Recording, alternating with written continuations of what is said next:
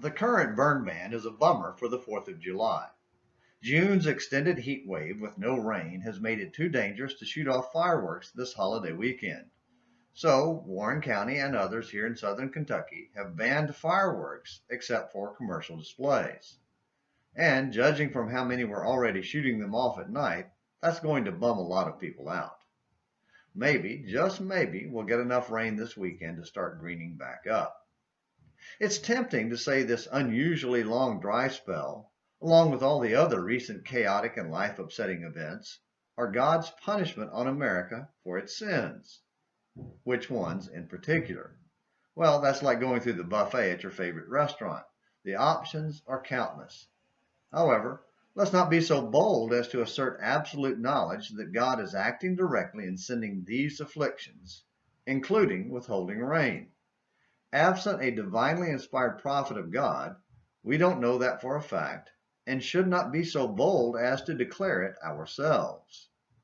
However, we would be just as foolish to assert God did not send this dry spell, because it is certainly within his power and prerogative. After all, we're dealing with the same God who hurled a great wind on the sea to remind Jonah that playing hide and seek with God is a fool's game. Jonah 1, verse 4. This Throwback Thursday edition of Morning Minutes in the Bible on An American Missionary discusses the power of God and is from Plain Talk Magazine, April 1973. The Almighty God by Dan Shipley. The omnipotence that belongs to God is difficult for the finite mind to grasp. It is unlike any power of mortals. Whatever man wills is not realized except by means. With God, means are unnecessary. He wills it, and it is done. He says, "Let there be light," and there is light. Such is the incredible power that makes time stand still, that calms the stormy wind and waves with but a word, and that causes even the dead to render ready response to its command. Truly, great things doeth he which we cannot comprehend. Job 37, verse 5. No wonder then the reference to himself as the Almighty God, Genesis 17:1, the one with whom all things are possible, as Jesus puts it, Matthew 19, verse 26. Infinite power is complemented and directed by infinite wisdom, love, and righteousness. Accordingly, such power is never used recklessly nor wrongfully. Every manifestation of divine power is exactly as purposed by divine wisdom. Nothing is incidental or accidental. What God produced with his creative power was precisely what he willed. And God saw everything that he had made, and behold, it was very good. Genesis 1:31. Spiritually, man was made in a pure and perfect state. Physically, God set the members, each one of them, in the body, even as it pleased him. 1 Corinthians 12, verse 18. Note, by divine creative power, God set, that's from Greek tithemi, to put to place, the various members in the human body.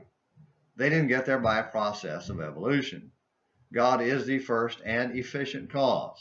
Creation demands a creator, life a life giver, law a lawgiver, design a designer. Almighty God is all of these and more.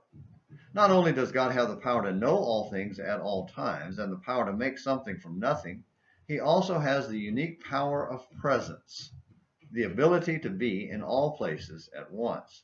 As Paul says, he is not far from each one of us, Acts 17, verse 27.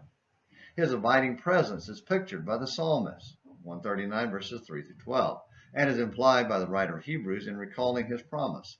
I will in no wise fail thee, neither will I in any wise forsake thee, 13, verse 5.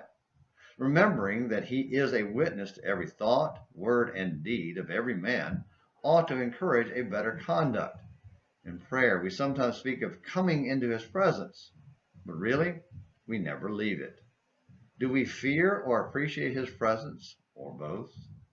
Since God's power is immutable, unchanging, eternal, Romans 1:20, it is never diminished nor abated in any way, even when exercised through men. The power employed by the apostles was from on high, which they readily acknowledge, Acts 3:12 and 15:12. How unusual then that modern-day faith healers, who claim the same power from the same source should have such different results. Divine power never fails. It is instantaneous and complete, independent of the subject's faith. Many still err, not knowing the Scriptures nor the power of God. Matthew 22, verse 29. To believe in God is to believe in His great power, in His authority and sovereignty. He alone has the power to save and destroy. James 1:12, Matthew 10, verse 28. And to provide all things that pertain to life and godliness. 2 Peter 1, verse 3. He is Almighty. Thank you, Dan, for those wise words written nearly 50 years ago. Of course, Jonah knew it when he tried to flee God's presence, but needed an object lesson to remind him of the Almighty God that he served. A reminder, by the way, that got the attention of a bunch of pagan sailors. Jonah 1, verses 5 through 16. Even if God didn't send this dry spell to get our attention, don't think for 1 minute He couldn't, or for that matter, shouldn't. Thank you for watching this Throwback Thursday edition of Morning Minutes in the Bible and American Missionary. Until next time, this is James McClenny hoping you have a great day.